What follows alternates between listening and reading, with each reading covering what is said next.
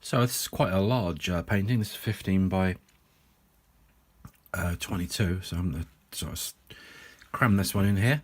But anyway, I just want to show you how to finish off some of the highlights. Let's just find the paint. There we go. So I'm just using some Chinese white paint to do that. Gouache, Chinese white, all do the same. We've got a couple of characters here.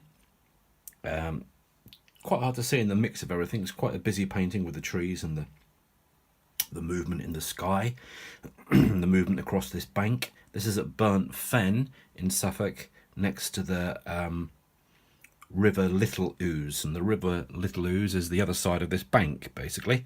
So here, a couple of cottagers, a couple of figures out walking their dog. We've got a fence here. So I just want to bring in some of the counter change.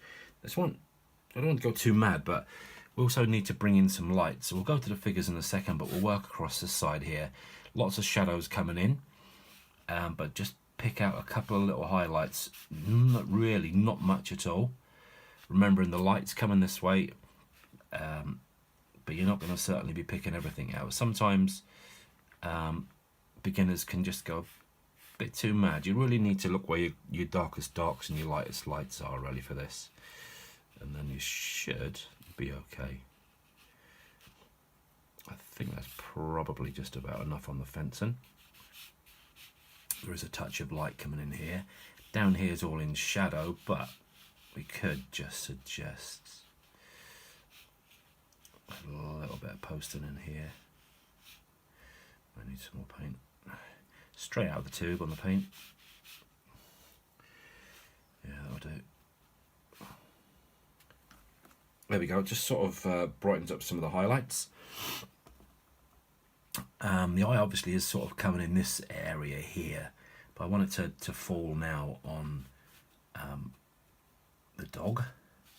So we're just touching a couple of bits there, not much. And around the characters, two people out walking. Just gonna pop in some highlights on the heads. Around the shoulders, and maybe a couple just on the edge, but it's so easy to go overboard. But it is worth picking out a few highlights, to be honest, as long as you're kind of remembering where the light's coming from, which is this direction.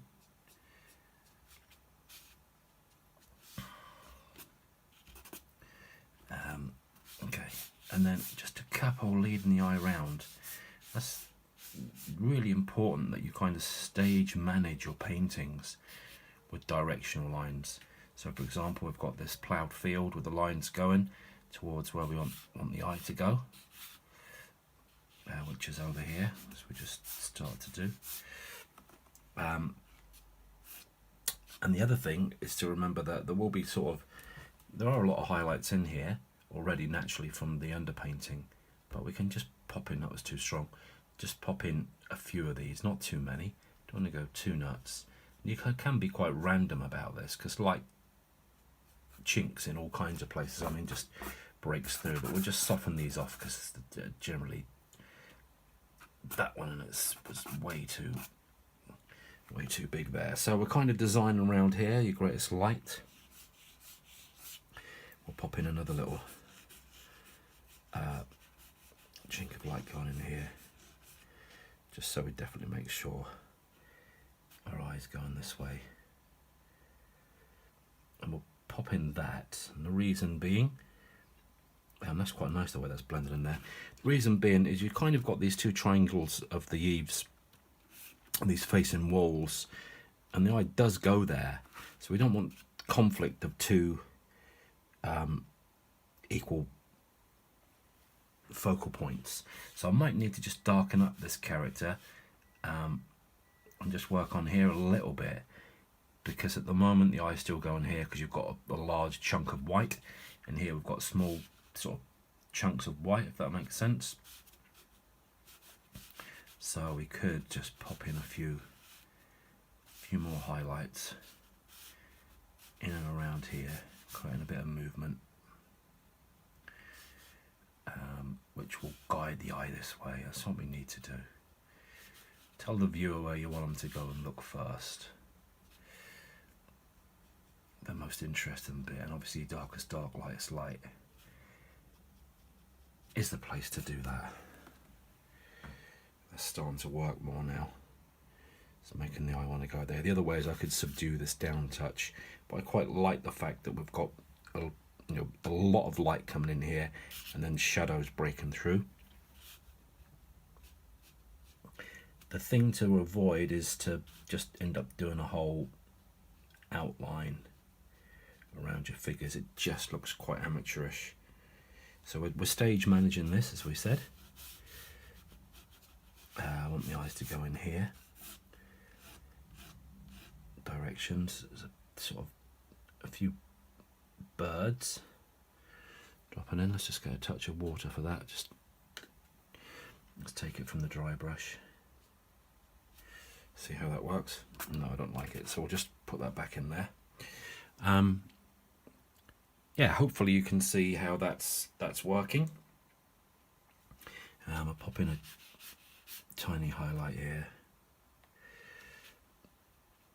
one on a touch of the roof there. Don't want to go too nuts on this.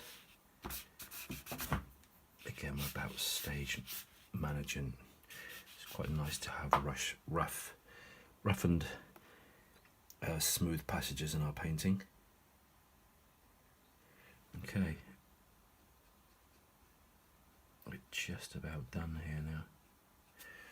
Just join those characters up.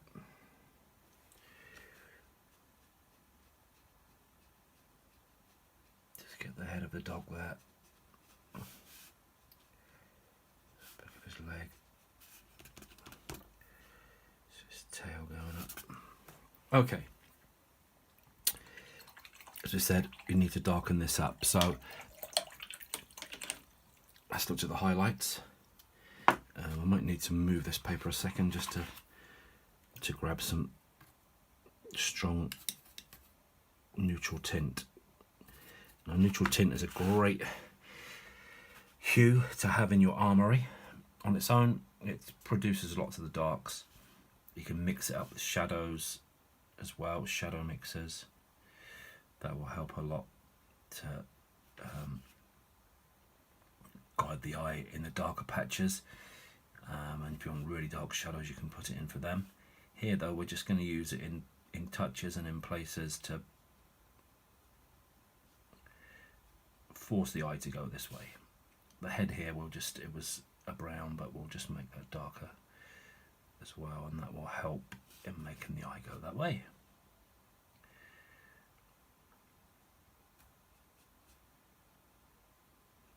I don't want to lose this where this red is blended in to this blue, so I don't want to lose that. Hopefully that's worked, and when that's dried, so we've got one character behind the other character. Let's just define the arm in here a bit more. That's better. There we go.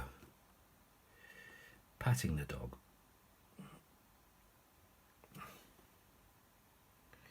Okay.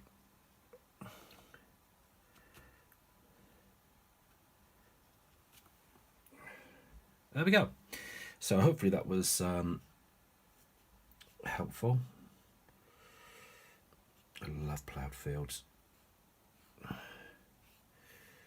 This will dry back quite loose, but this whole idea of the field being ploughed. Anyway, hopefully that was useful in highlights and putting the eye towards the focal point. So the final thing that I did was to pop in some darker shadows down here, coming off the two characters. It was the original shadow mix of ultramarine plus alizarin crimson, and then I popped in some neutral tint as well just to darken it up. Yeah, I think this works well. I think it reads reads really well. Lots of light in this subject. So there it is now finished. Lots of light, as I said, and yeah, nice sort of early summer's morning or late summer's evening, depending on which way you want to look at it, with long shadows, big shapes, small shapes, blurred edges, soft edges, hard edges, a range of brush strokes from dry to wet into wet, and so on. All of those impacting and contrasting opposites, cool colours, warm colours, and so on. Thanks a lot for watching. Remember to subscribe and to like and to comment.